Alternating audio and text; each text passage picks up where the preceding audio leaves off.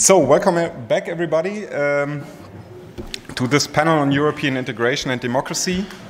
Dear Lady Dahrendorf, dear Mr. Rauh, dear Wolfgang Merkel, thanks a lot for the opportunity and the possibility to learn in this conference. It's a very great pleasure for me to actually host this particular panel on European integration and democracy, not the least because I'm myself a researcher here at the WZB who's studying the links between European decision-making on the one hand and its public politicization on the other. And unfortunately, I cannot share personal anecdotes with Lord Dahrendorf, but of course, as somebody who's studying the European Commission as well, I've encountered, of course, his witty and very sharp criticism on the distance between the liberal ideals of Europe and the practice of technocratic decision-making in Brussels, which he strikingly published while he was a European Commissioner himself. And he published it under a pseudonym which I think speaks volumes, at least if you're a German speaker, on his thinking about European integration. The pseudonym was Wieland Europa, which you might translate as like a country, Europe, with a resounding implicit question mark, I would say. Lord Dahrendorf described himself as a Europeanist, albeit a cautious one. He acknowledged that contemporary societal challenges need political cooperation in Europe, but he also had profound doubts whether democratic will formation was actually possible in a supranational entity that he partially saw as too distant from the individuals that come from very heterogeneous national backgrounds. And from this he derived various dilemmata or trilemmata or quandaries, as we will hear about, of governance. What is striking to me about Lord Dahrendorf's intellectual work actually is how he combined phenomena that are usually tackled in different subdisciplines of the social sciences to develop his arguments. And I think in that spirit, I'm very happy about this distinguished panel that we're here, because we have three people who actually themselves crossed boundaries in various ways to develop very fruitful arguments, I would say. It's a bit hard to introduce these three people briefly, so I have to engage, as we have heard in the last sample, in simplicism, in a way. But first of all, we have Professor Kalypso Nicolaïdis. She's a professor of international relations at the University of Oxford, St. Anthony College. And amongst many other things, Kalypso has been very influential in developing the concept or the idea of democracy in the European context. And more recently, she has written quite a lot, intriguing work on how European societies actually talk to and about each other, and how Europe can actually be narrated. Then we have Professor Helmut Anheier, who is a professor of sociology at and former president of the Hertie School, co-director of the Dahrendorf Forum as well, as we heard yesterday. And he has written extensively on the civil society organizations, mainly in the non-profit sector, but also in the global and transnational context. And he has made a number of contributions to the design and organization of governance and policy making. And then finally, as our discussant, we have Zürn, who's the director of the Global Governance Department here, professor of international relations at the Free University, and together with Tanja Börzel, a speaker of the Cluster of Excellence, Contestations of the Liberal Script, so also quite on topic, and also a former president of the Hertie School. I think with these expertise at the table, we can look forward to a very interesting panel, and Kalypso, the floor is yours.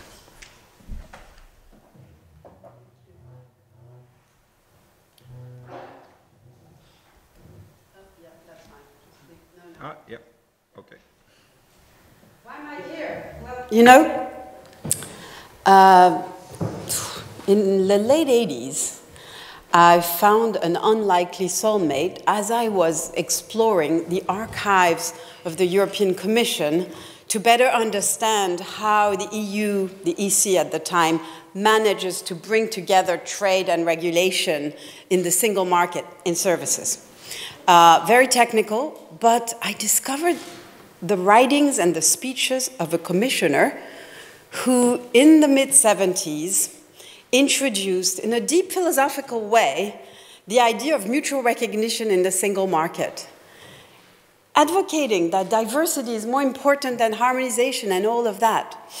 And indeed, this is what I ended up writing about in a very technical way on the single market, but expending more or less all my life on this discovery. And of course, who was this commissioner? Well, it was Rauh Dahrendorf. So my little story of my encounter with Dahrendorf is slightly different from that brilliant ones that we've heard before, in that when I ended up at St. Anthony's in '99 and met Rauh, this is the first thing we talked about.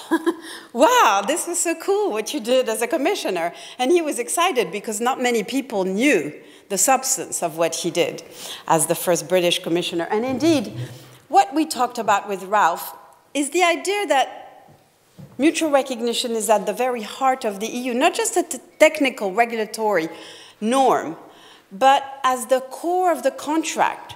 Because yes, we have explicit negotiated mutual recognition between our laws and regulations in the EU, but at the core of it all, we have an implicit recognition that our democratic systems are kosher, or in other words, compatible, that we can do this stuff together because it will be implemented in the spirit of European law.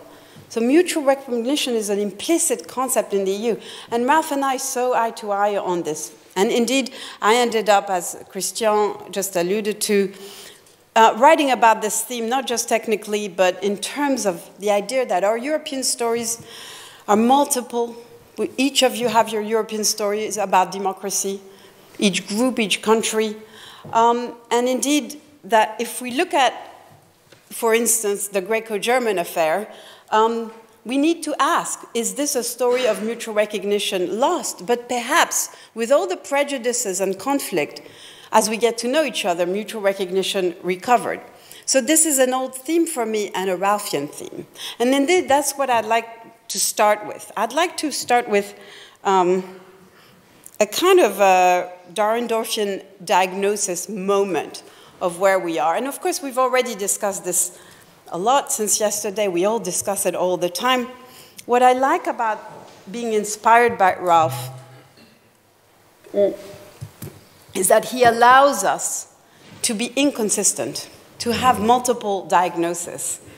And there's nothing more boring than consistency, isn't there? So I give you the first Rauh, the one we heard yesterday on the video. It's more complicated than that, stupid. And indeed, it is more complicated than that. And, you know, not stupid. We could have a whole long conversation about all the theories of European democracy out there, which are trying to make good on the complexity of the damn machine. It's multiple institutions, it's multiple timescales, it's multiple cleavages, etc. I list them there, we can come back to in the discussion. Lately, I've had, and all the way down to Daniel Inarariti in the Basque Country, a wonderful philosopher friend, who actually has labeled European democracy a complex democracy. Can't do better than that, in a Rauthian way. But, of course, there's always a but. And of course, variation on philosophical themes, something I've written quite a lot recently, variations on cosmopolitanisms that are local, functional, constitutionalism, federalism, you name it. There's so much in the field. So, but the but is this. The but is the other Rauh on our poster. And this is the Rauh that, you know, makes his boots dirty. And this is the Rauh that tries to respond to these guys, you know, on existe, mais that's the basic, very simplistic, as Radek was saying earlier, very simplistic question of democracy. It's not more complicated than that.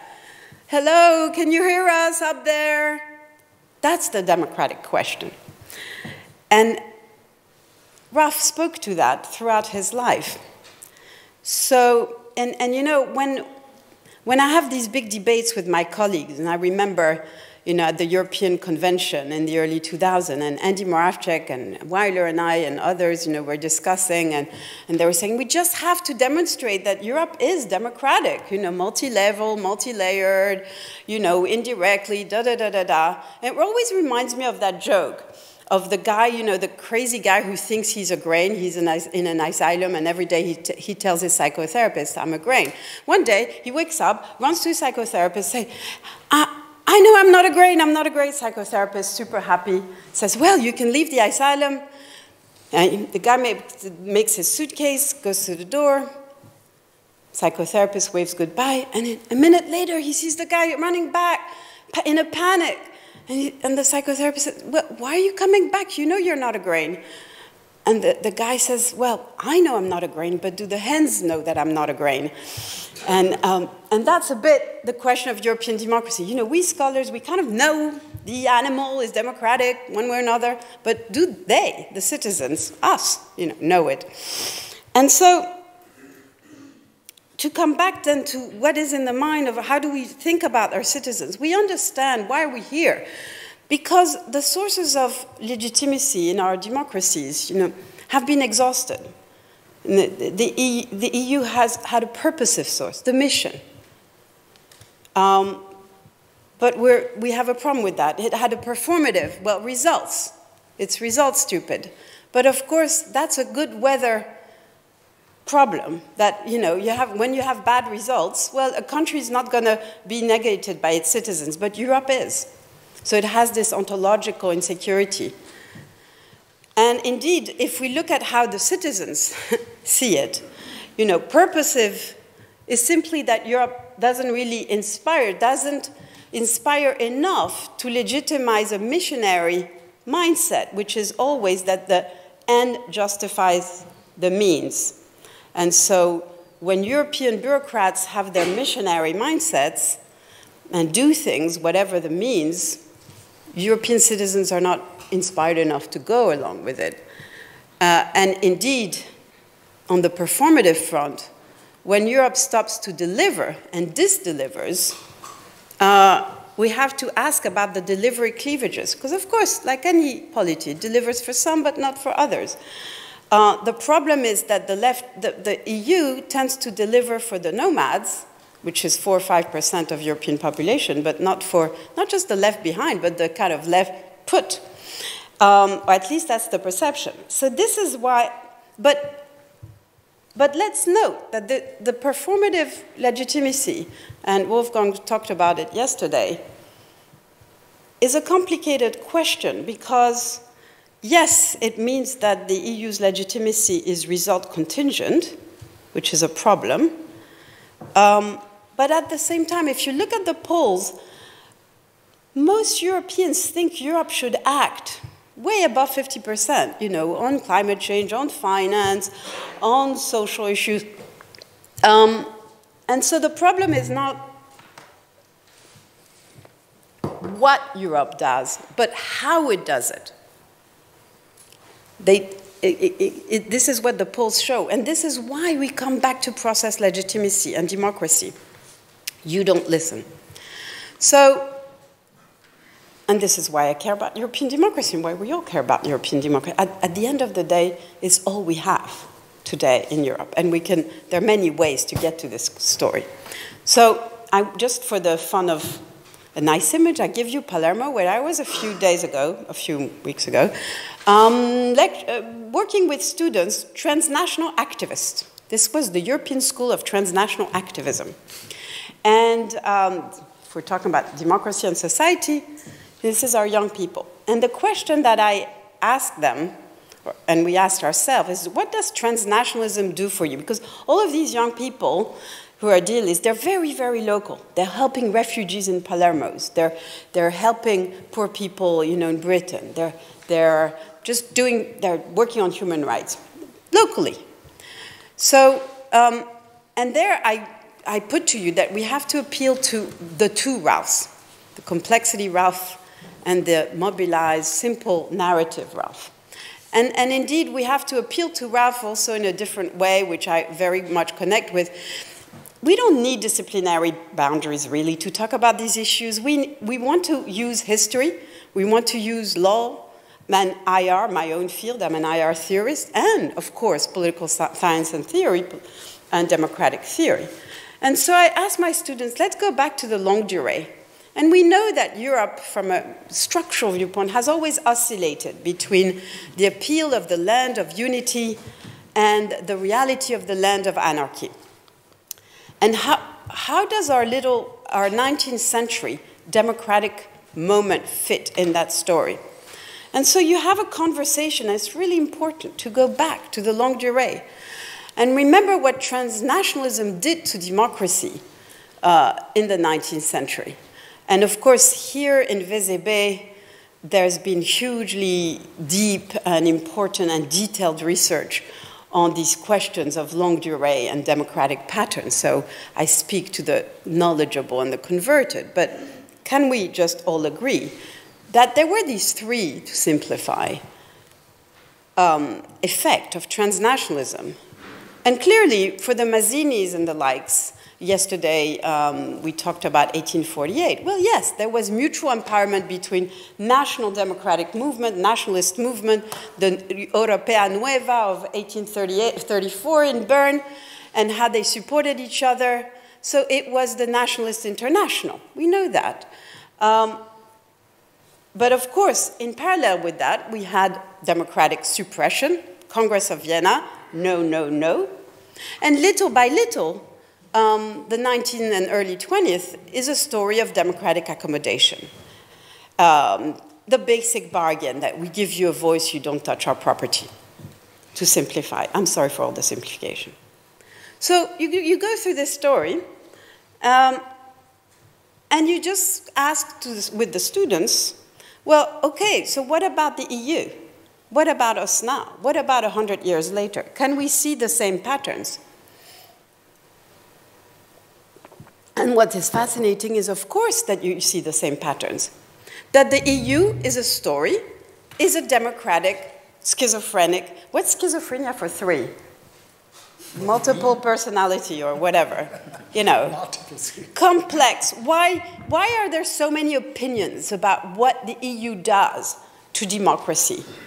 Because it does all of the above. It's complicated, stupid. Transnational democratic accommodation obviously is the basic core of the European project. Christian and social democrats agreeing to respect each other's welfare state and yet have liberalization. And indeed, accommodation around process and compromise and all of that. Moreover, if you speak in the South, and indeed in the East, but we could come back to the previous panel, the EU is obviously a story of transnational democratic empowerment, empowering each other, empowering new democracies.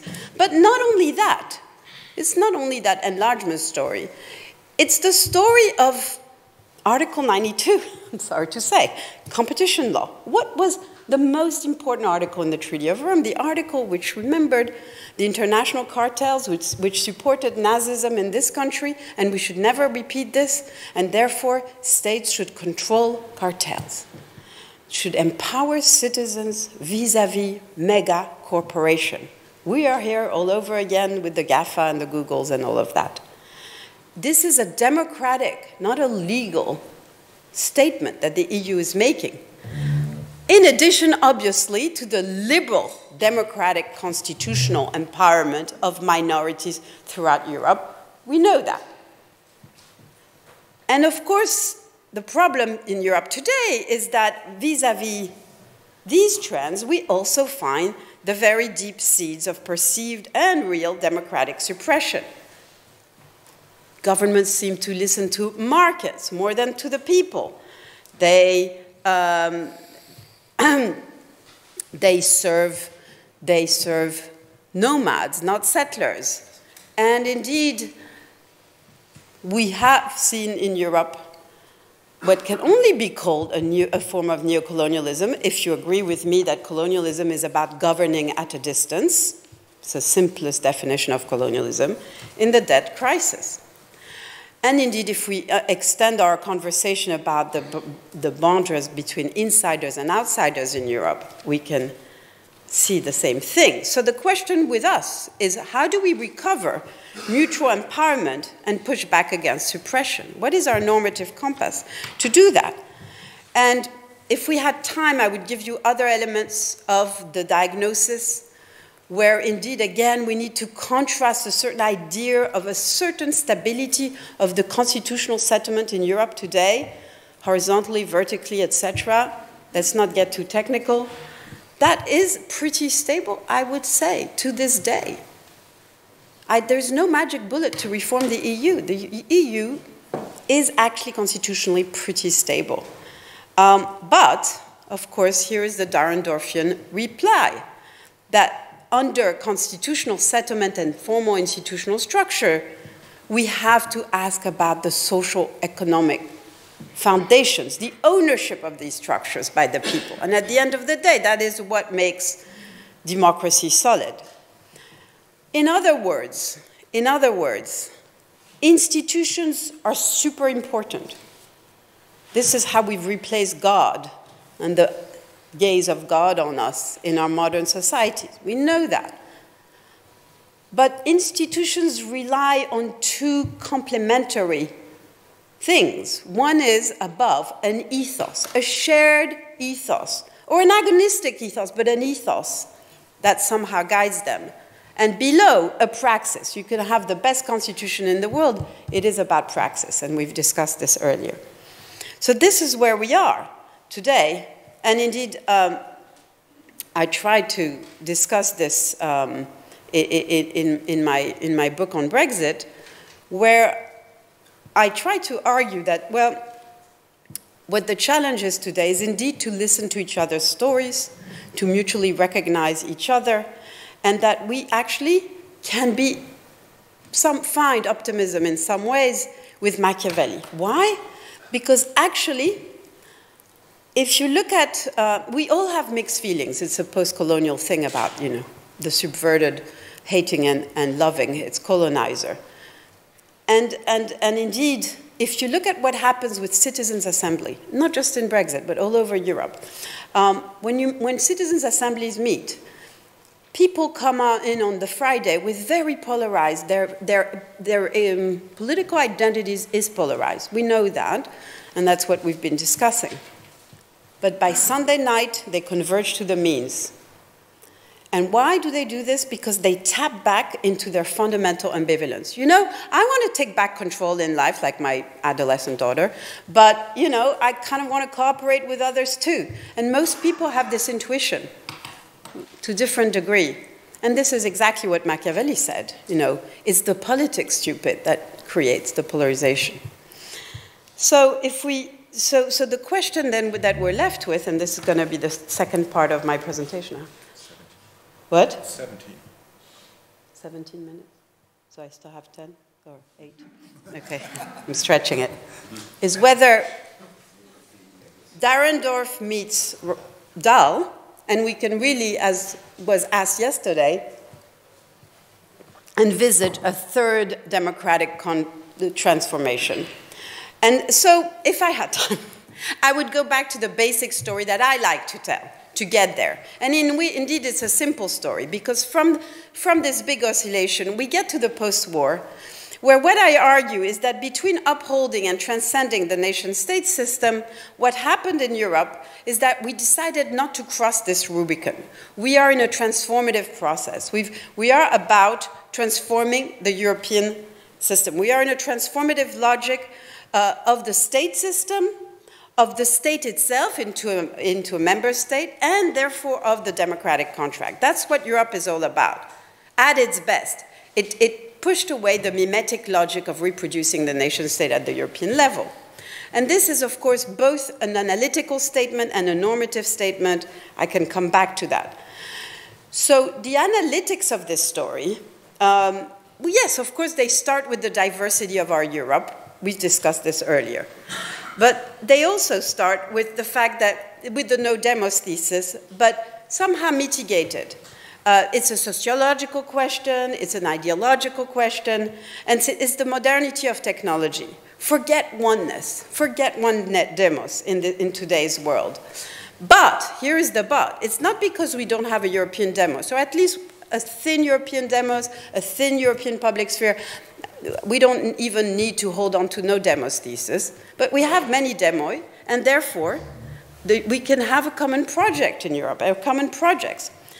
But I'd like to argue that it's not just what we call the pragmatic turn on the no demos thesis in this case. This is very much deeply entrenched in philosophical thinking. Yes, we can't. What would he have thought not just Rauh, you know, if he was here today and looked at the EU.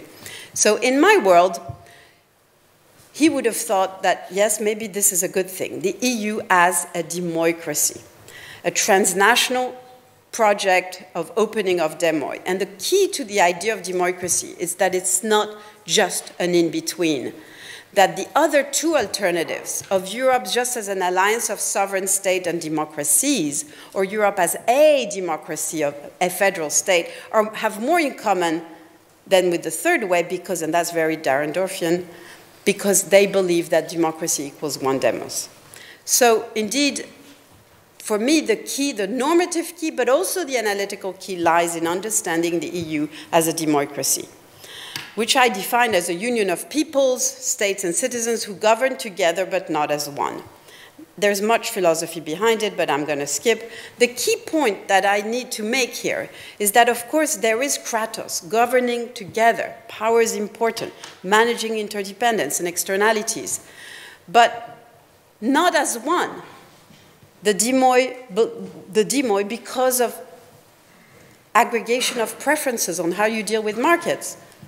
Govern together but not as one. But very critically, you can't just stay with this question of autonomy, interdependent autonomy. The condition of possibility of a democracy in Europe is that of radical other regardingness, transnational citizenship. You care about the other side. You don't specially need a center to tell you that you need to care about the other side. Kant would have called it enlarged identities. So we have state sovereignty issues and popular sovereignty issues that somehow collide.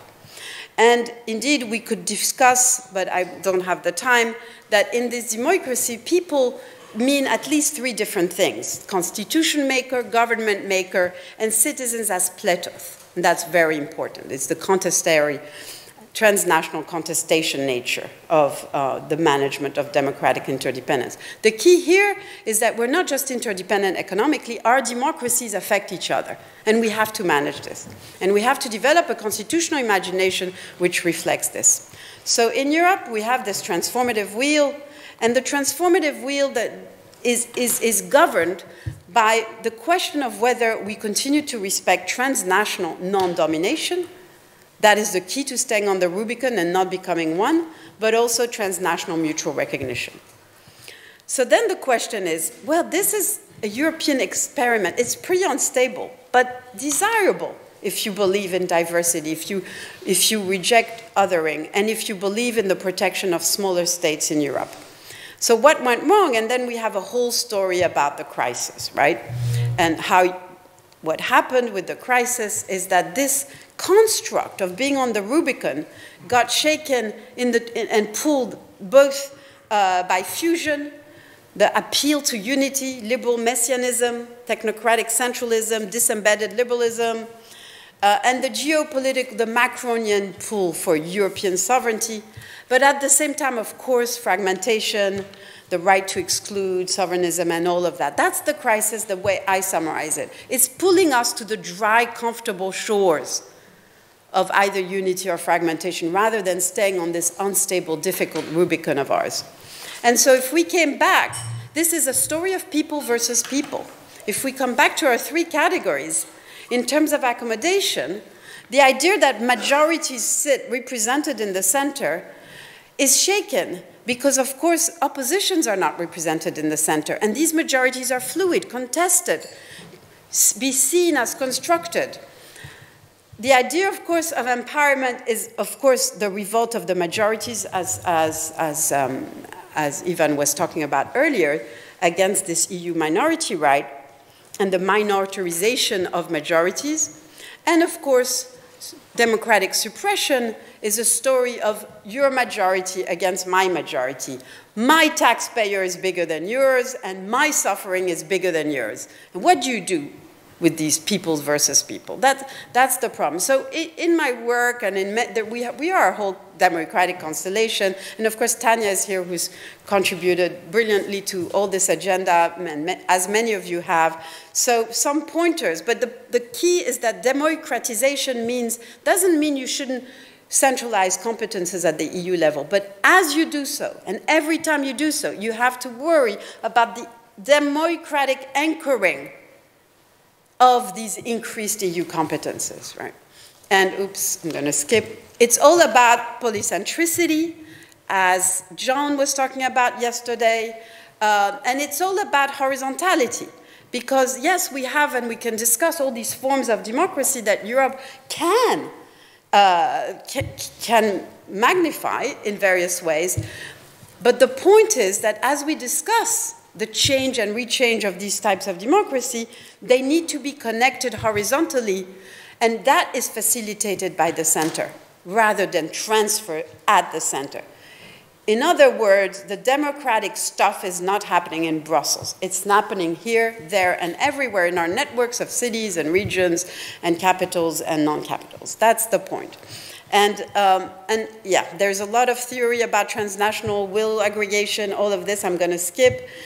Checks and balance, legitimate intrusion. In a world where you care about democratic autonomy of your member state, you should also care about the impact that you're Germany in the Troika, you act in Greece. Yes, of course, we're jumping up and down about the democratic autonomy of the Greek people, but it's also about caring about the distributional impact of what you ask the other countries to do. Isn't it the case that the most vulnerable pay the price of my intervention? And that's legitimate intervention, what I call justice intrusion. We should politicize subsidiarity. That's the debate, horizontally. And so it's about the conversation all the way down in Europe. How do you do participatory rulemaking, issues of assembly, preferenda, the terrible stories of rejection by Brussels of European Citizens' Initiative, many stories to tell. But indeed, I come back to conclude to John yesterday, because we couldn't agree with you more. What really makes this agenda harder and also possible is indeed the digital revolution.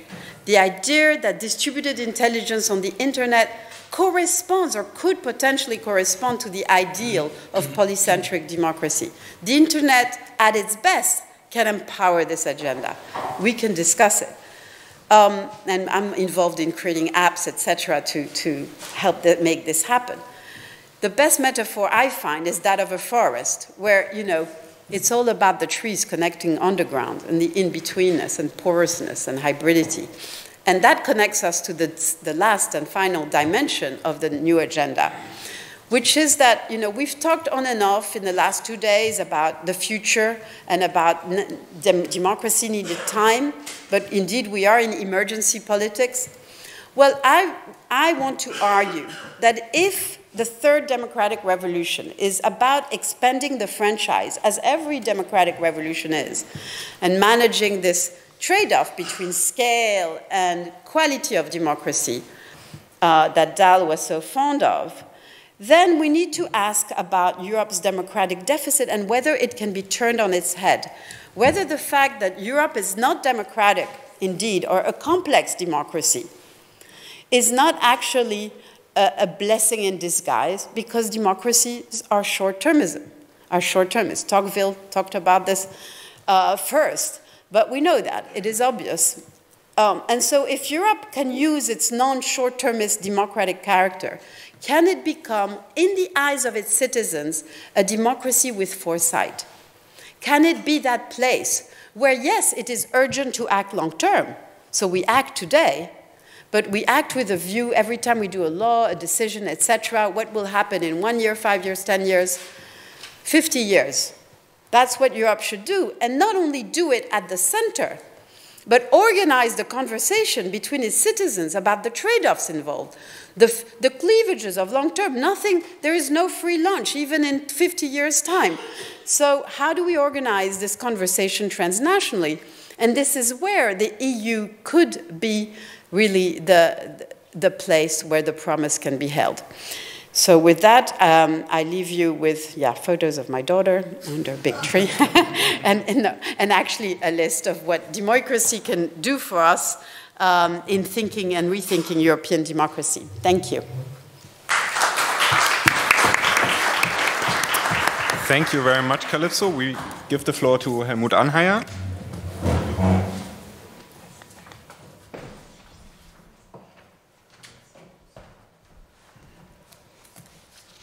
It's not an easy job. Yes, good morning, everybody. I stand here because the screens are so small. I can't read them, so this is much better. And some of you were at dinner last night, and we had this wonderful dinner speech by Norbert Lammert, and he alluded to the topic that I'm going to cover this morning. And when he asked those present, you may recall it, who has ever dealt or worked on the topic I've just talked about, Michael Zürn and I could say, yes, we did. In fact, we're going to talk about it tomorrow, which is now.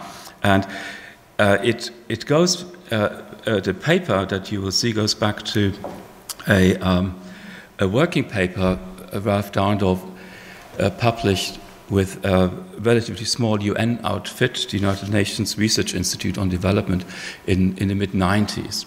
And it's called Economic Opportunity, Civil Society, and Political Freedom. And it is a bit of what you might call a sleeper paper. It has, I think it had some attention when it was first published, but it is now recognized to a much greater extent. Perhaps also in the connected to the Roderick trilemma, which is a better known version of the quandary, but the quandary and the trilemma are somewhat different, and I want to address that. But I want to share with you one suspicion I have, which I can't really prove yet, but the history of this paper goes back to the late 1980s, when the Ford Foundation in New York convened an expert group, which Ralph Dahrendorf chaired, to look at the future of the American welfare state. And present in that group of experts, among the group of experts, was Al Hirschman. And Albert Hirschman then refers to the talk, the introductory talk that Ralph Dahrendorf gave to get the experts going, right, and to get a discussion going. What is the future of American democracy, American welfare state? Keep in mind, that's before 1989, right? And then Hirschman refers to that, and he says that Ralph Dahrendorf did not go far enough. And because he should have thought much more profoundly about not only what is at stake for the United States, but what is at stake for the world, particularly the developed world at large. Now, and you find that passage in Hirschman's book, Rhetoric and Reaction. In the preface, he makes that comment. And I always, and that's my suspicion, I always feel that Ralph was a bit miffed at that. And then, after the events of 1989, and when in the mid-90s we were at the height of the globalization spurt, he was tempted to write this working paper. Right? And so in the mid-1990s, Dahrendorf argued that a growing and globalizing world economy would create perverse choices for liberal democracies. And he says, over time, staying competitive required either adopting measures detrimental to the cohesion of civil society or restricting civil liberties and political participation. For OECD countries, the task ahead, and I'm still quoting him, for the early 21st century is to square the circle between growth, social cohesion, and political freedom. This challenge became known as the Dahrendorf quandary, right? And the quandary has a stricter sibling, you might say, and that is the Roderick trilemma that was formulated several years later, in fact, at the height of the global financial crisis. And Roderick posits that democracy, national sovereignty, and global economic integration are mutually incompatible. We can combine any two of the three, but never have all three simultaneously and in full. So Dahrendorf identified a fundamental challenge of liberal market economies: the incompatibility of the underlying economic drivers of globalization with political and national conditions, and their impact on different population groups in terms of economic inequalities and opportunities for social advancement. Economic drivers, increasingly decoupled from the nation state and operating in transnational space, undermine the domestic polity, hence sovereignty, and in turn democracy through the loss of legitimacy and the rise of disloyal and semi-loyal political opposition groups. Nativist economic strategies may strengthen the nation-state, even democracy, but could ultimately lessen economic growth and weaken the economy. Open economic borders may benefit some parts of the population, but undercut the prosperity of entire communities and regions, weakening social cohesion and commitment to liberal democracy, even as GDP increases over time. Inherent in these tensions are grave dangers, and now I'm ending with a summary of this. And Dahrendorf said the grave dangers are growing authoritarian temptations of divided societies. And that was in 1995. And with Alexandra Philipp, who's in the audience, and the co-author of this, and recently also Ian Beck at the LSE, we have made it our task to explore if and the extent to which the trilemma and the quandary apply. Is it actually true?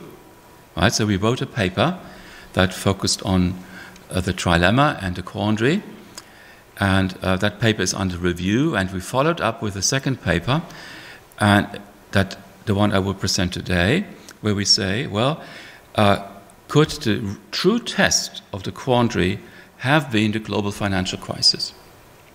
Right? And that many of those tendencies that Dahrendorf and that Roderick identify and hypothesize came to a full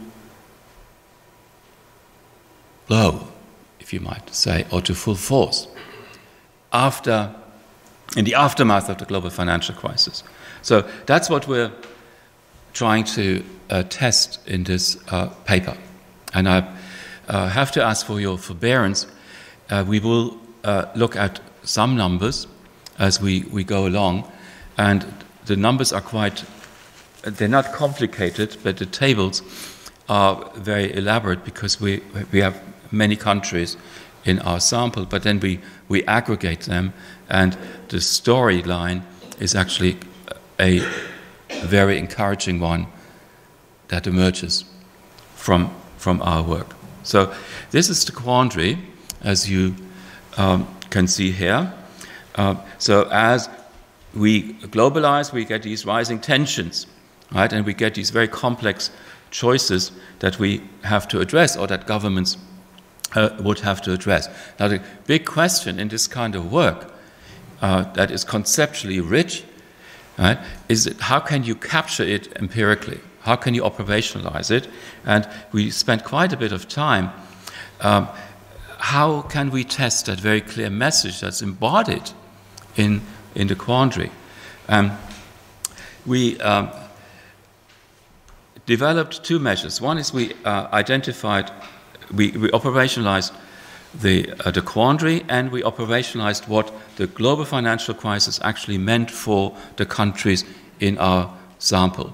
Right? So we developed a test for the quandary, and we developed a test and a measure for the global financial crisis. Now, we also know that after 2007, right, already at the evening before, right, so to speak, of those eventful days in 2008, globalization was slowing a bit. Right? It was still growing, but it was not growing as fast as in the decade before. This is important because particularly Ian Beck, who's not here, argues that we're having to deal with a different kind of globalization in the second and third decade of the 21st century as we did in the outgoing 20th century. And that will have different implications for who's affected by it. Now, this is the operationalization of the quandary. See, we identify the quandary as stressors. Stressors are, you might say, forces in society that put stress on the political system. Not immediately, not overnight, but in the long run, we see those tensions build up. And we looked at each of the three pillars or corners of the triad that you saw, at economic globalization, right? And then at democracy and at social cohesion and civil society, and use different indicators and sub-indicators to do that. I'm not going to go into detail, just give you one or two examples of what we actually measured. So we did measure, for example, on the economic globalization column, the lowest quintile share of national income. How did that change over time? In other words, that is a measure of growing income inequality. Right? And we looked at the electoral performance of disloyal opposition parties over time. And one measure I do like is the prevalence of social exclusion in society. So these would be people that suffer from longer-term unemployment. They have below average education, and they're not engaged or member of any voluntary or civic association. So they potentially be excluded, and we want to see how did that change over time. We normalized all of these measures from 0 to 100 and aggregated them simply by adding them up. Now, this is that's where it gets a bit unfair, not for us, but for you, because what I want you to appreciate is that we have quite a bit of variation in the extent to which we have these stressors in different countries included here. We try to include as many OECD countries as possible, but we ended up having largely European countries and the United States. It's simply because for reasons of data availability, right? And we hope that as we continue to develop the paper, that we would be able to add more countries. Right? So this is still work in progress.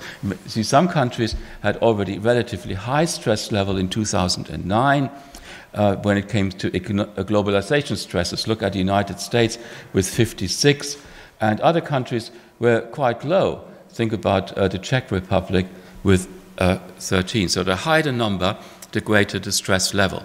Now, and we were interested in how does that then change over time in the context of the quandary. So do we have situations where all three stress levels go up? Do we have situations where indeed they all stay pretty flat, even if they might be high? Or do two go up and one goes down? Right? So in the logic of the quandary, and if the quandary applies, we should have many countries that show that all three stressors grow in the course of the global financial crisis.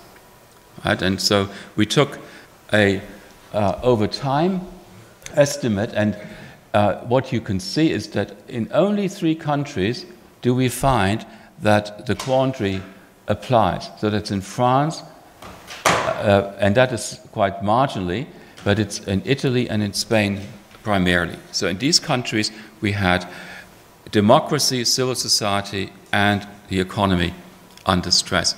And there you have another group of countries where the quandary applies in a broader sense, where we'd say, well, 2 go up, right? And 1 pretty much stays the same, and then we have, or goes down, and then we have countries that seem not to have accumulated much more stress as they went along. And we thought that this is already a significant finding, that within the countries included, we have quite a different picture. Right? So we're not hostage to the quandary, it seems. And some countries are better at managing it than others. And then we combined it with the global financial crisis. And we asked over a relatively long period of time, starting in 2007 till 2014, what kind of a crisis did these countries experience? And we had an ordinal scale. So we said, first of all, a country can have no crisis at all, right? And then a country can have a budget crisis, or you can have an unemployment crisis, which is probably worse than the budget crisis. And if you have a growth crisis, so if your GDP goes south and you have negative growth rates, and you have an unemployment crisis, and you have a budget crisis, that's much more severe. So we had that ordinal scale, which is in fact constructed so that the growth crisis includes an unemployment crisis, and the unemployment crisis includes, in most cases, a budget crisis. So it's a bit of a Thurston scale that we have, and we looked at how many countries did have what kind of crisis for how many years. And that gave us the budget severity indicator, and we related that then to the quandary results. And what, interestingly, you find is that those countries that had a low average severity score of, let's say, of 7.2 were also the ones that had a low intensity quandary.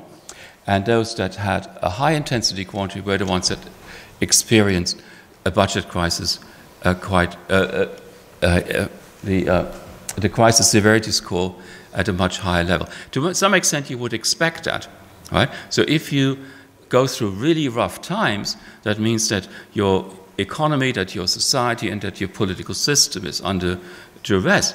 But what does it mean for the longer run?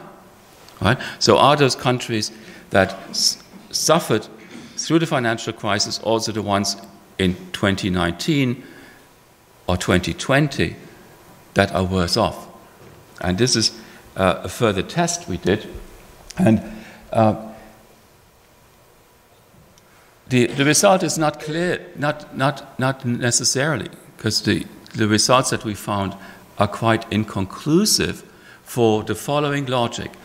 You have a problem with the quandary. So you have high intensity stressors in, right?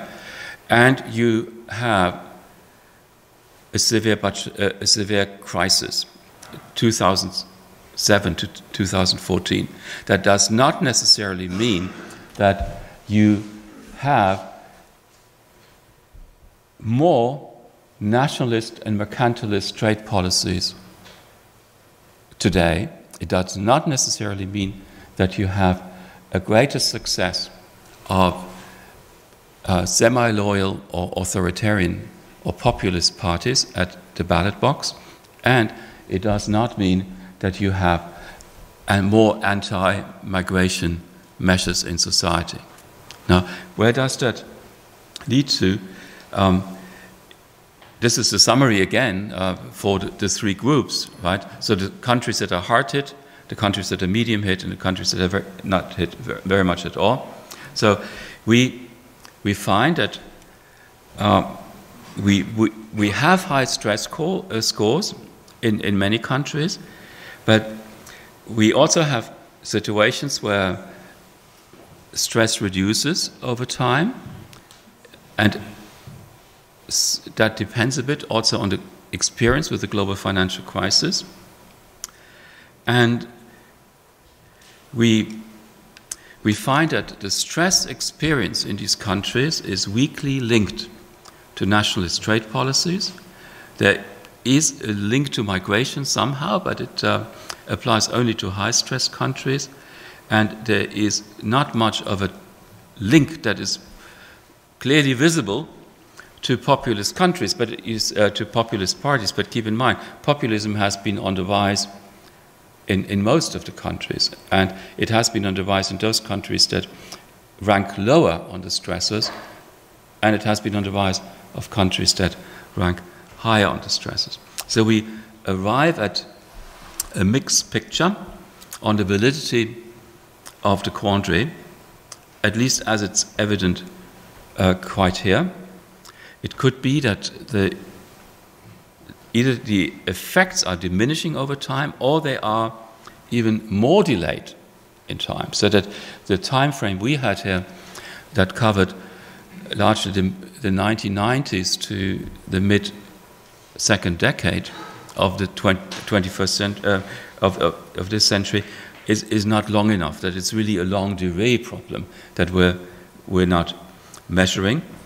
And the good news, however, is that the quandary does not apply evenly and unambiguously to the countries that we looked at, and we think that it has to do with the capacity of countries not only to devise but also, or design and pass, but also to implement measures that would be to counteract detrimental effects on the population.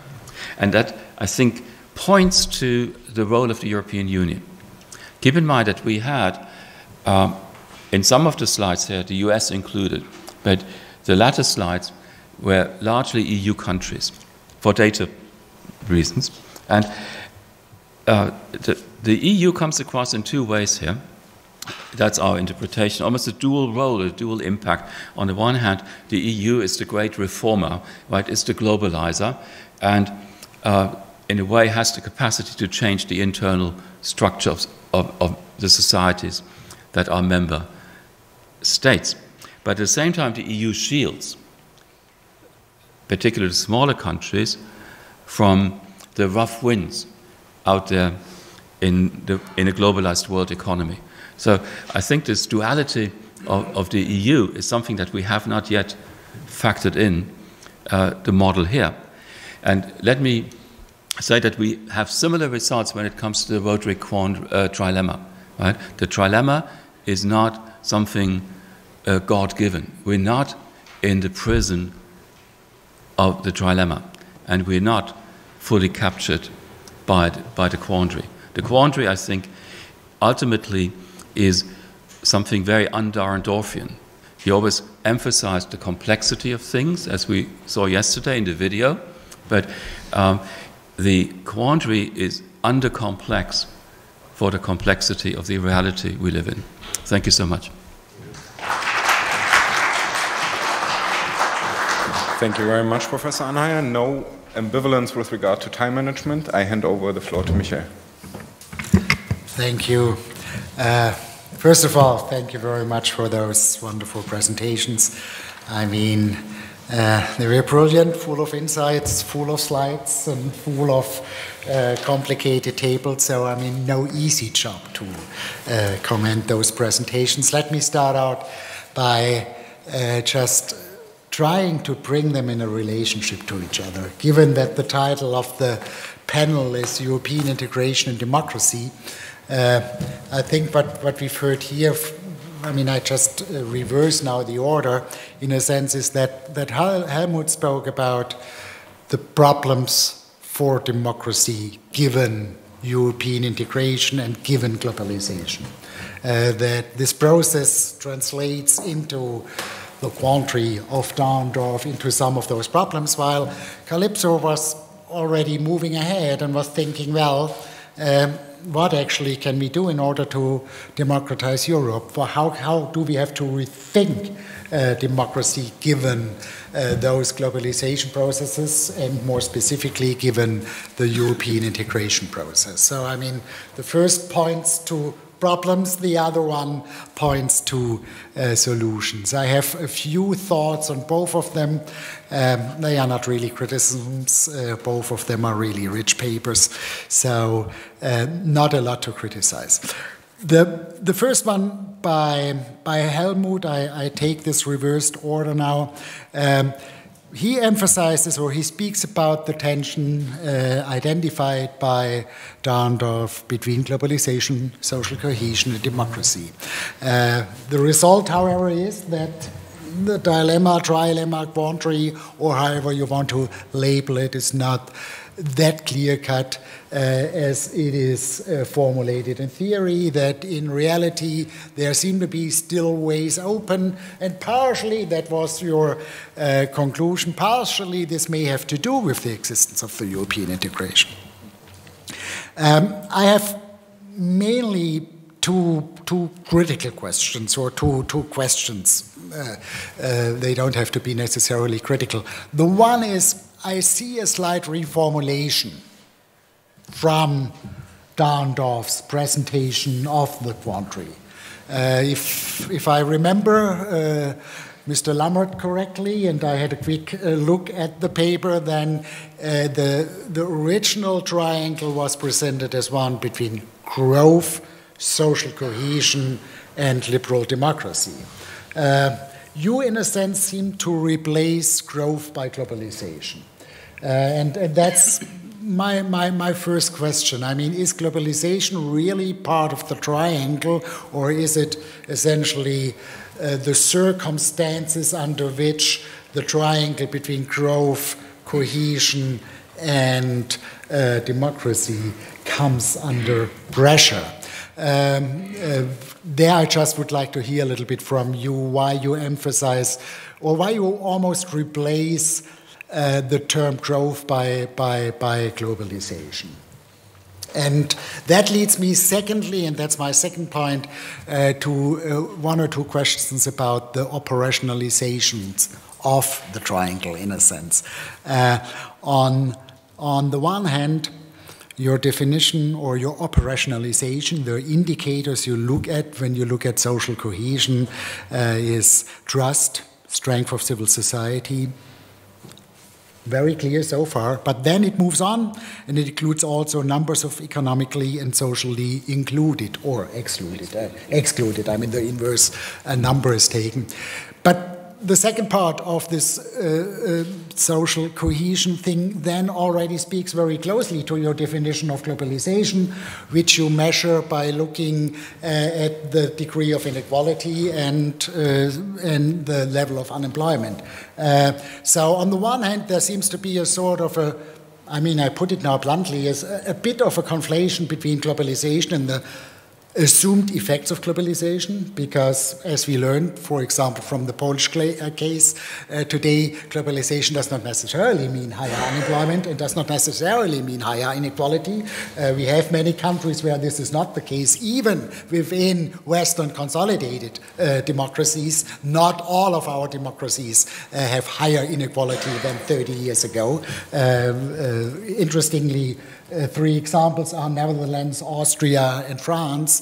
The three countries where authoritarian populism actually started are those countries where we have no big divergence into, or no growth of the Gini index, no growing inequality.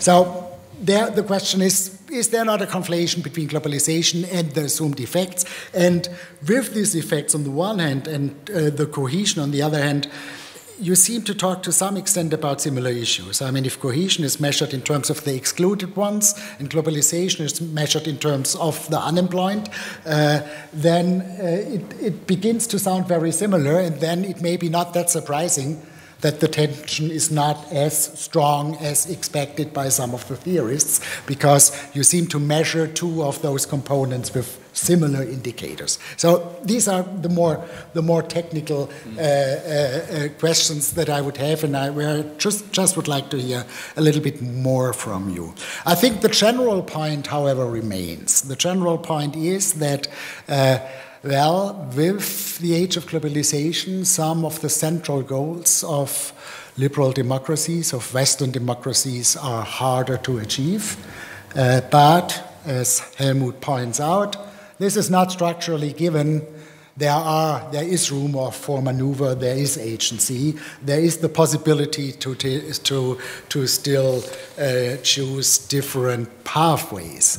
And that leads me to the more general question, and that's essentially the bridge to Kalypso. If we talk about those things, about the quandaries, about the Danny Roderick's trilemma, about the structural problems of the spatial incongruity between political space and economic space, if we talk about uneven denationalization, all about those things, are we really talking about incompatible goals, goals that are in tension, and these tensions are inscribed to the goals, cohesion, democracy, growth? Or are we talking about tensions that are the result of a growing incongruence between political spaces, which more or less remain on the national level, and social economic spaces, which have moved much more to the European and global level? So are those sort of things really goal? I know Manfred Schmidt liked to talk about Zielkonflikte as a very important category in analyzing democracies, but are we really talking about those kind of goal conflicts where the goals stand in contradiction to each other, or are we talking about increased difficulty of achieving all of those goals given that political regulation takes place on another level than the economic space is actually playing its game? So that's sort of a question. Is it structural, or is it given essentially by those incongruence of political and economic spaces? And that leads then, of course, logically, if you tend to the second response, if you say, well, the problem is not that these conflicts are really in conflict with each other, quite the opposite. In order to have a good democracy, we need social cohesion. And in order to allow for social cohesion, we need growth. These are not goal conflicts. These are goal conflicts created by this incongruence. Then, of course, immediately the question is, how can we recreate the congruence by democratizing those institutions on the European level and international level that we have? And that is more or less, I think, Kalypso's question. Let me first say a word, because you pointed to it again, and Wolfgang was talking about yesterday about the Dalian Revolution. And it's in line with what I'm trying to say here. We have a situation in which I would argue that some of the structural deficits created by global economic spaces that are regulated by national political systems, that some of those problems really create normative problems, not only structural problems, normative problems. The normative problem one is, and so I just dislike this functionality versus democracy juxtaposition. Normative problem number one is, in a globalized world, the decisions of the most important countries have an enormous amount of externalities. They affect the people outside of the borders of the country.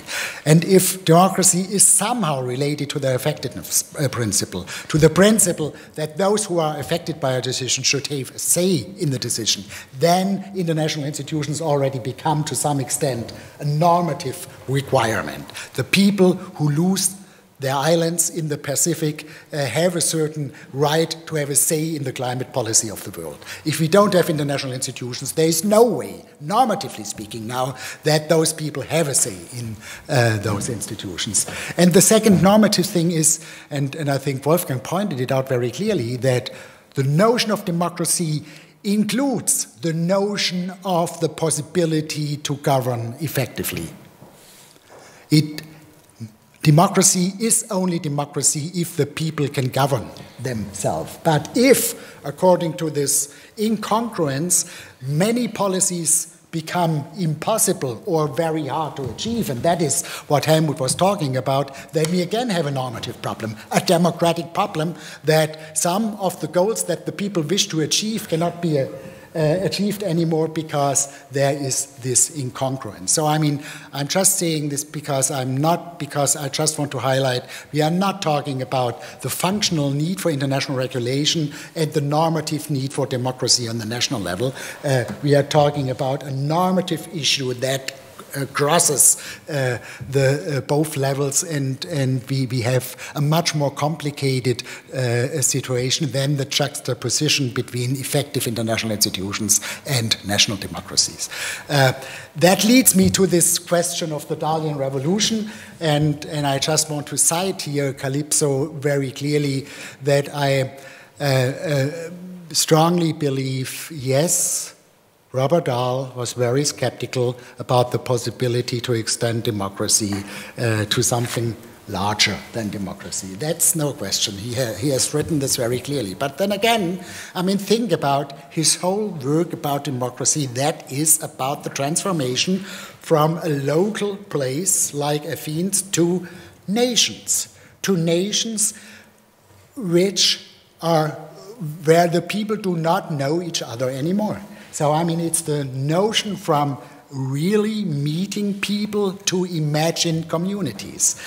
And those imagined communities, the nations, include countries, small countries with 2 or 3 million people, but they include countries like the US with 300 million people. They include countries like India with 1.3 billion people. And therefore, it seems to me very hard to argue Europe is too big for democracy, given that we have already had this sort of transformation in the 16th and 17th century. I mean, it's still probably hard to think about a global democracy, but this argument should not be used essentially as an argument against European democracy. And that leads me now exactly to your point, because you are trying to spell this out, and I really like this distinction between the three purposes, the 3 elements of legitimacy, the overall purpose of a community, its performance, and the process. And if we apply this to the EU, I do think to some extent that we have discussed for a long, long time the process deficit of the EU, this democratic deficit of the EU. The major problem is that I think its deficit has shifted. It has shifted to a significant extent to a performance deficit. The question, however, where does the performance deficit come from? And one answer is because it's undemocratic, there is too much supranationalism. That's a sort of a predominant answer. I still would argue the failures take place when we have intergovernmental mode of decision making. Then we have the blockade power, and then the EU very often is not able to act effectively. In that sense, there seems to me a sort of a problem when you use this sort of wonderful typology, that very often the failure of EU is assigned to the EU in those cases in which we do not have supranational policies, but in which we give power to the nation states to blockade European policies. And that seems to me a sort of a problematic shortcut then to say, this shows you again that the EU is not able to handle our problems. My final point, I see Christian looking at me, and when he looks at me, that doesn't mean anything good. So I'm trying to come to an end. My question, Kalypso, to your wonderfully developed ideas about democracy. I mean, I know your work, of course, and I know your thoughts about democracy, but it is, as you point out and as you highlighted in one of your slides, it's a lot or all about horizontality and decentrality. It's built on this very strong notion of mutual recognition, of respect to each other.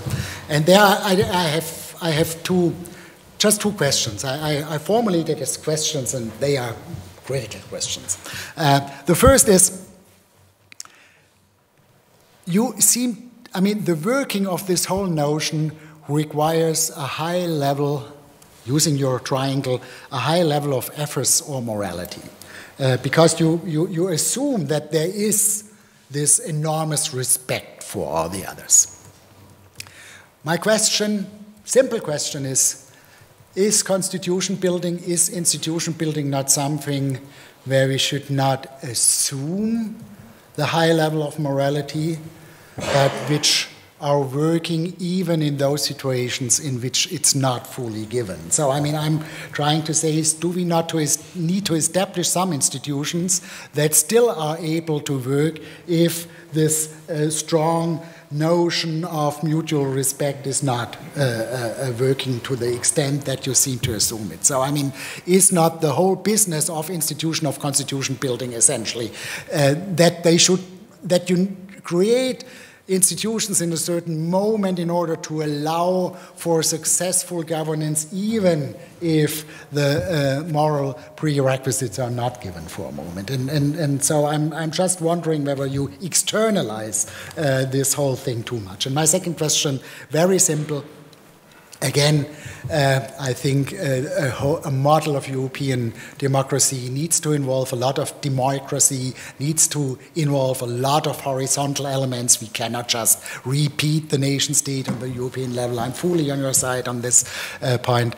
But the question still is, how much do we need? I mean, and therefore I mentioned the problem of the blockades of nation states. I mean, the question is, to which extent do we need a sort of a strong central supranational level if we talk about democracy? Can democracy work without having one element of or some elements of federal state mechanisms on the supranational level? These are the two questions for you, and with this I end and say thank you for your attention.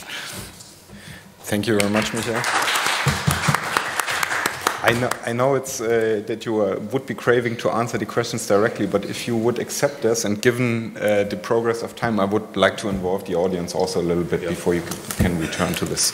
Yeah? Yeah. Over there, one of the co-authors over there. There will be a microphone. Yeah. Oh, okay. Thank you very much, Alexander Philipp, for the Dahrendorf Forum.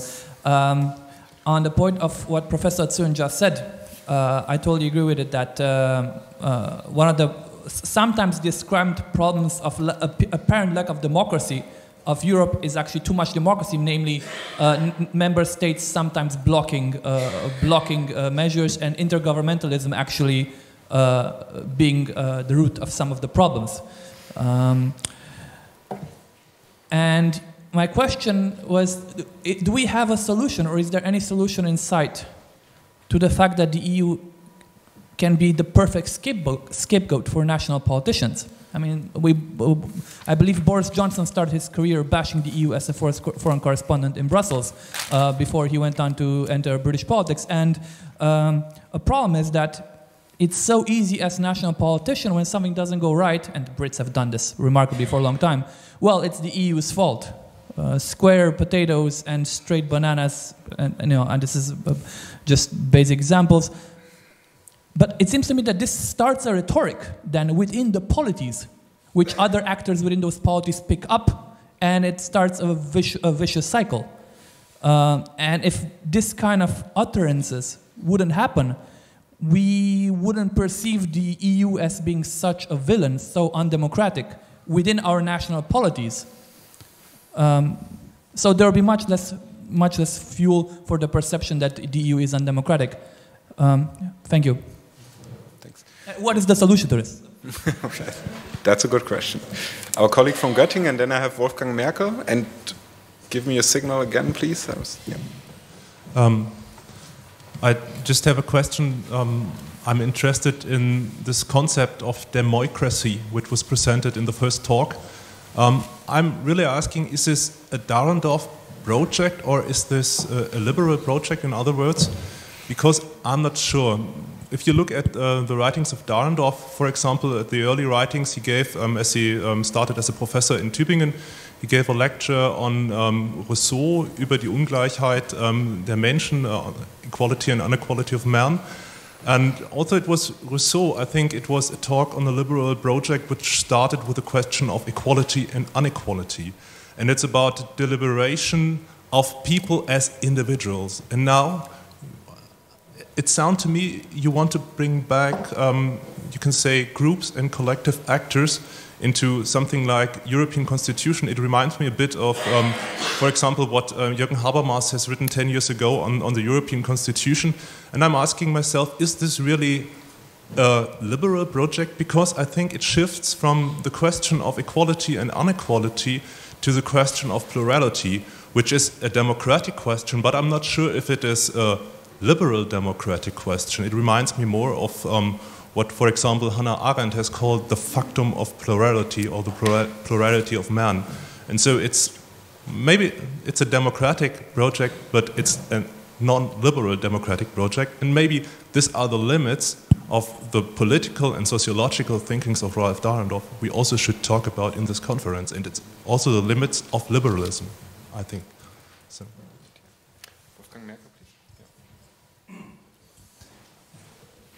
I would like to link the presentations by Kalypso and Michael to each other, but Helmut in a way has addressed this question as well.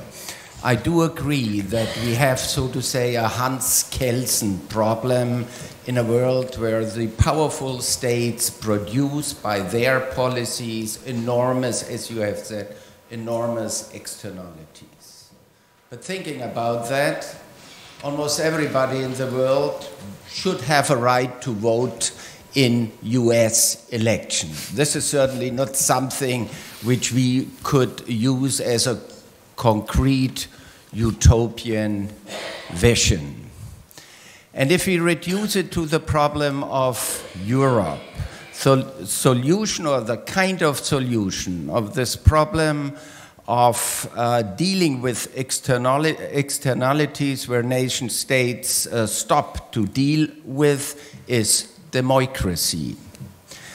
But democracy has a problem of institutionalizing identity or a sense of belongingness to the political community and social solidarity. This was created in the nation state by blood, sweat, and tears. This is no longer a legitimate way and path to follow in the 21st century. So how can we create this minimum of sense of belongingness that you create a solidarity between Bulgaria and Finland, for example, between North and South, East and West in Europe?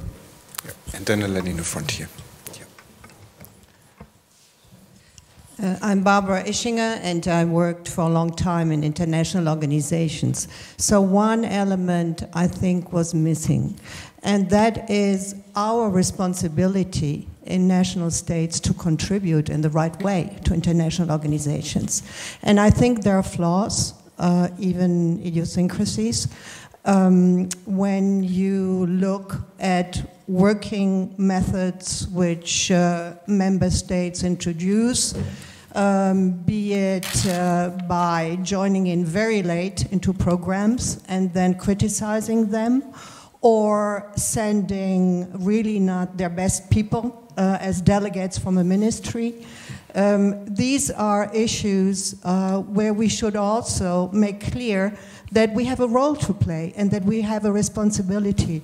Otherwise, we will always be in this very comfortable position to criticize rather than being also self-critical. Thank you very much. And that leaves us 5 minutes per person, but we have also a wonderful long lunch break afterwards. I suggest we go also in the order that we had the presentation. Right, well, is it a Dahrendorf project? I don't think I think I want to follow what Tim Gartnash said yesterday. You know, we're not going to make Ralph say I'm speaking in his name. And I think it was important for me to state, and in my many conversations with him, you know, our shared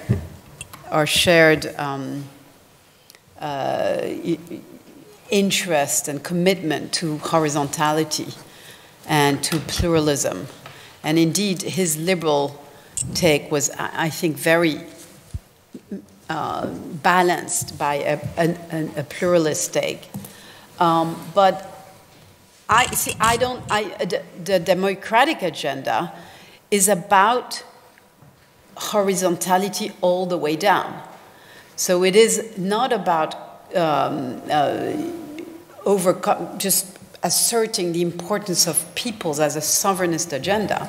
It is about asking, to the extent that the first autonomy we want to respect, the first self-determination in Republican democratic theory, non-domination is about individuals. But if your group is dominated, you are often feeling, and that's back to Wolfgang's point, that you are dominated as an individual. And this is a sense that is so strong in small countries.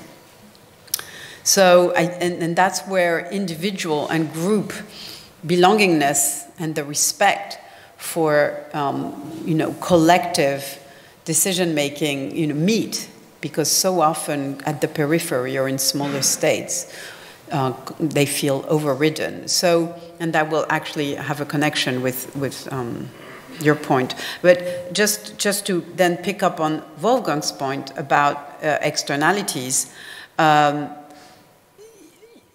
how much have we thought about the all-affected principles, and to what extent is this about decision-making? No, we're not going to vote in US elections, but the deliberation, the connection, has to be there. But very often, democracies are about democratic interdependence is about the fact that within democracies, you have proxies for external interest. So the all-affected principle, the big question that we ask, is the extent to which in these spaces that have been developed through blood and tears, the other is present. Of course, we have the discussion about homogeneity, but even with homogeneity, even with material interest, you have importers who care about free trade or whatever it is. This is not just about identity. And so when we ask, and the question, therefore, of solidarity is as much about balancing the given frame of solidarity with transnational frame of solidarity, a very big debate we've had around the Euro crisis. Why isn't it the case that the losers in Germany don't connect with, the losers in Greece? And maybe we would want a European politics that does that. Solidarity is at many levels. But indeed, at the same time, an EU that doesn't respect national bargains that have been made in very difficult ways, say whether we should care more about the old or the young or whatever it is hugely unstable. So I'm, with you, Wolfgang. So the question of democracy is to go for autonomy of democratic contract in the way that you advocate, but mitigate it at the edges, at the rough edges of exclusionary politics. Which leads to the scapegoat question, because it's a trope that, yes, the EU is a scapegoat. In my book, I actually argue that Britain is now going to be the new scapegoat on the altar of European unity. It's a very interesting thing that we're seeing these days, where Europeans are not united against Xi or Trump or General Sisi, the big others, but they find it so wonderful and amazing that we're united vis-à-vis one of our member states, the United Kingdom. How interesting. And if you start thinking about tropes of scapegoating, scapegoats need to be, different enough to be sacrificed, but precious enough to be sacrificed meaningfully. So I have a take there. Now, doesn't mean I don't agree with you that the EU, of course, is a convenient scapegoat. And by the way, the IMF always says, scapegoats are a good thing. Sometimes we do need scapegoats, and the IMF is a useful one. The problem is, of course, the IMF is external and temporary for every country. The EU is us. So when we are making ourselves the scapegoat because we're sitting around the table, there's a real problem. I agree with that, but it shouldn't be replaced by the idea that the EU can scapegoat its member states and say, and you hear that very often in Brussels, it's all the problem of the member states. And that brings me to Michael's point about the vetoes and intergovernmentalism. And I would agree with you, Michael, to the extent that there are thoughtless vetoes and intergovernmentalism is difficult. But yesterday we talked a lot about how democracy is slow and difficult and full of compromises. And when you make big decisions, like giving a few $100 billion to Greece and doing it fast, who else than the elected representative of member states can make them? But of course, embedded. You know, this is embedded liberalism. That is, you can have so the point is that you have the decisions of the member states. Vetoes are legitimate when they're existential vetoes. That's fine. In primary law, you know, a democratic viewpoint will defend national vetoes because they protect, above all, member states, small member states. Big states, Germany, France, the UK, can exercise their power in the institutions in all sorts of ways because they nominate, you know, people in the institutions, etc. They pervade, you know, in an ideational way, in many different ways. Small states have the power of the weak. The veto is the power of the weak. So in a democracy, because, you know, the big concern is about remembering that the EU is an anti-hegemonic project internally. That's, you know, what peace means, is that there will never be a big bully in the EU. That means protecting the small states. And that's why veto and intergovernmentalism is important. But with all of the kind of blood infusion of and effervescence of democracy. That's why democracy is about distributed intelligence and polycentricity and all the rest of it, because it shouldn't be happening only around the table. But to the extent that sometimes it does need to be happening around the table, then vetoes are the power of the weak. So that I would, and then on your horizontal and the kind of idealism of the other regardingness. So I said earlier that indeed it can be about material interest, that you internalize externalities because it's in your interest. But indeed, for me, internalizing externalities starts with national institutions. I don't know, a fiscal council that looks at externality. It happens in all sorts of ways. It's not just kind of in the altruistic minds of the citizens. And why it's so important to stress this is to say that, you know, we need, indeed, supranational institutions because they provide the roadmap, they provide the tables around which we discuss how we can internalize externalities. They provide the commitments because the EU is about, you know, tying yourself on the mast and committing to certain things and mutual monitoring. You've committed, are you doing it? You need conflict resolution. As Kristen Jorges would say, the EU is all about conflict law. And that's what mutual recognition is. So you can say, I mutually recognize your rule and you recognize mine, but only because they're compatible. They're conditions of possibility of recognition. And sometimes we need a referee to decide whether or not you fulfill those conditions. So for many, many reasons, I completely agree. And in fact, I'm pretty much a conservative on EU institutions. I mean, I think more or less they're okay as they are. That's why I talked about ethos and practice earlier. We need more or less the kind of institutions we have, including lawmaking. But we need the ethos and the praxis of mutual recognition. And then it's back to Isabel's, you know, education, which we'll talk about this afternoon, because at the end of the day, the ethos is about schools and media and all the rest of it. But I just want to finish on my method because, you know, my method is immanent critique. So it is about, it starts by being analytical. This is how the EU is, but it has lots of pathologies. So immanent critique brings us back to looking at the world, the EU as it is, what do we like, what we don't like, and pulling out what we do like, what is promising, and therefore asking to what extent can we amplify these aspects, this intuition that we can do togetherness in a more horizontal way and amplify that.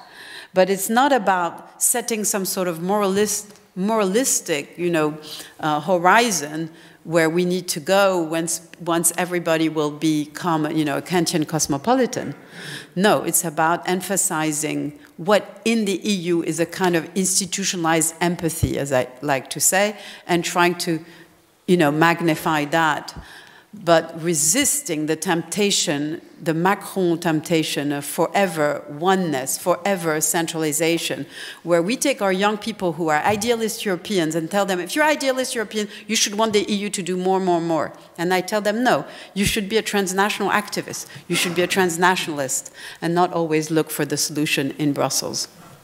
Thank you very much, Kalypso. Professor Anheier, please. Okay, yeah. So I'll be quick.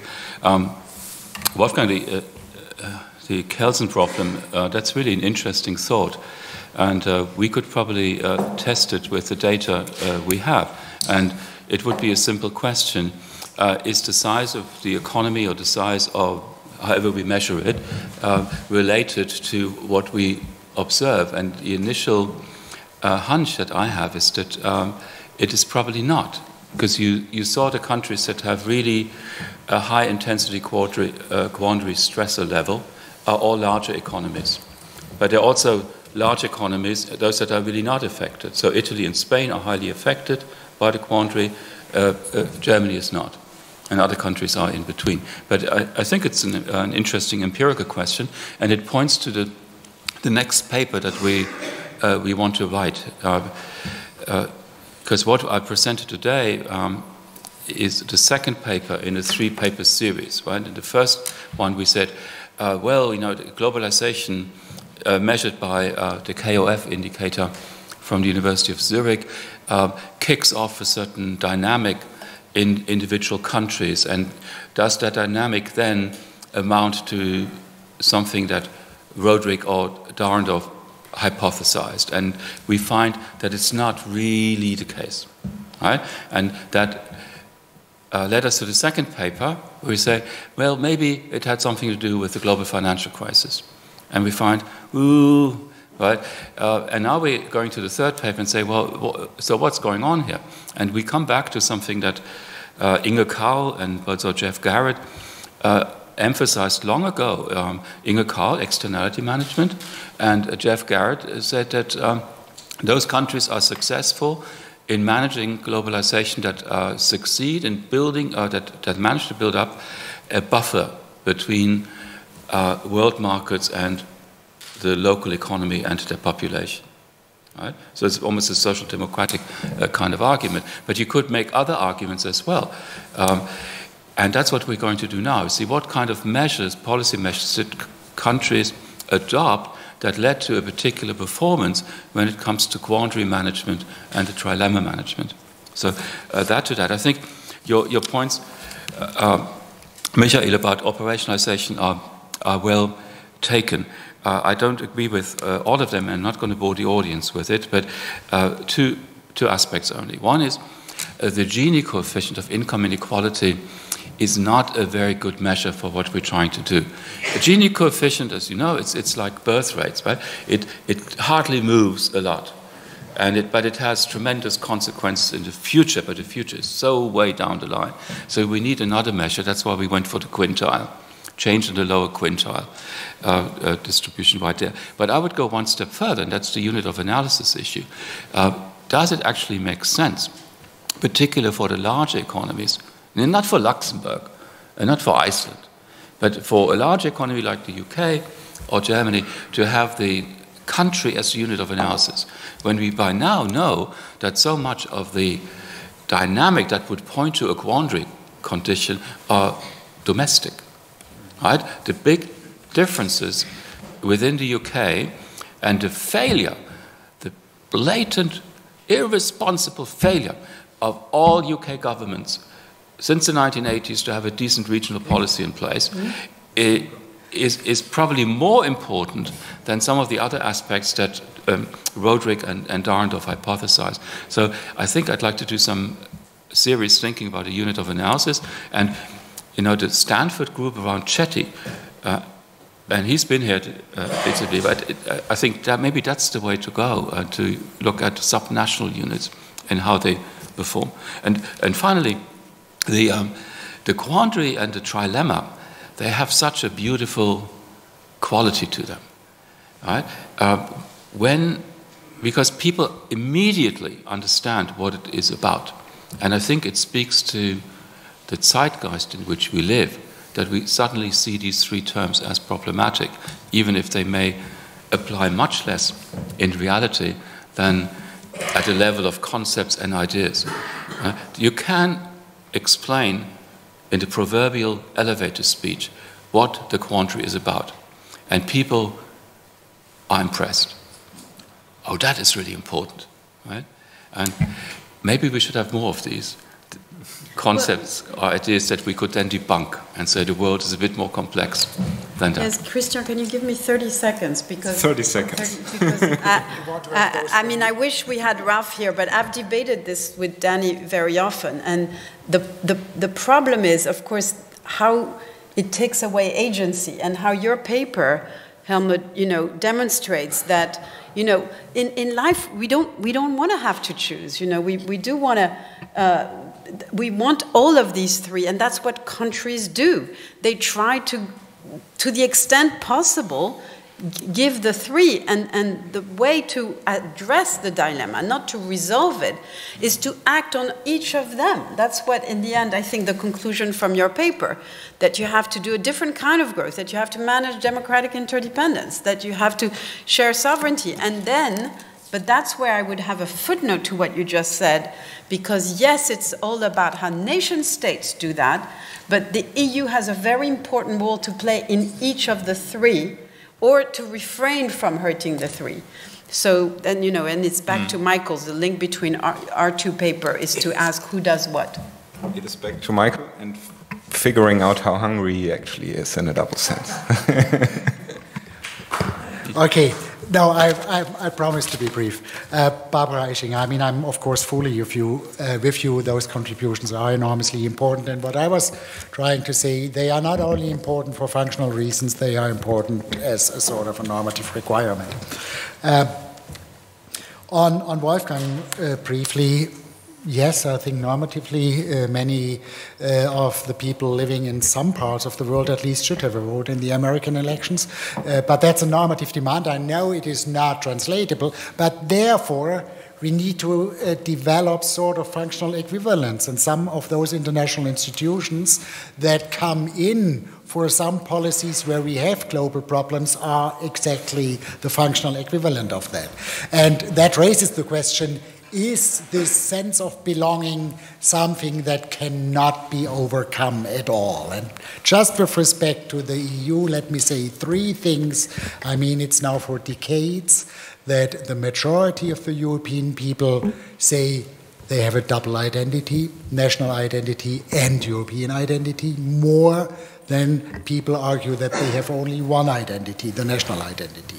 We see an enormous politicization of European decision-making. People are interested in participating in the EU. And finally, I mean, even in terms of solidarity, the new research by Jürgen Gerhardt shows that there is a relatively developed, I mean, you normatively speaking, you may say underdeveloped, but given what we usually think about the sense of solidarity across borders in Europe, a more developed sense of solidarity. So in that sense, we are not talking either or. We are not talking about national solidarity is there and European solidarity is absent. We are talking about different degrees that change over time. And the Second Dalian Revolution took 300 years.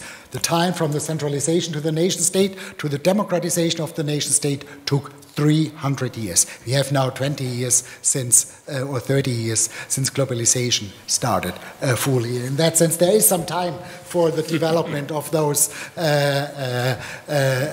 changes. I think this question of scapegoating is extremely important,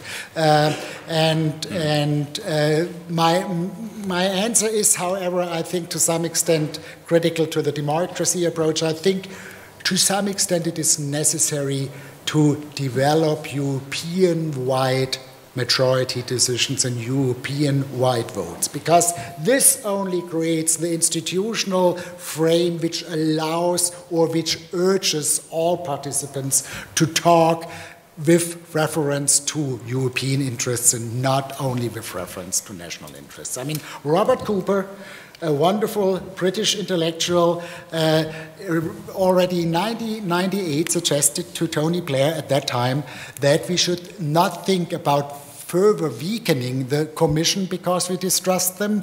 We should give them accountability and we should have European-wide elections. And according to my information, Tony Blair was almost convinced by the argument, but then many other people said he shouldn't suggest this on the European level. The whole point is... That's different from a majority at the European level. Anyway. No, it requires that you have a commission which is elected by the majority of European people and therefore also can at least make some pre-decisions by bringing some things on the table. And my whole point is, I think majority voting is not all of democracy. But democracy without any sort of majority voting is for me very hard to think as democracy. I mean, without majority voting, there would be no welfare state. Without majority voting, there is no possibility of any redistribution, because there will be always a veto of those who have it.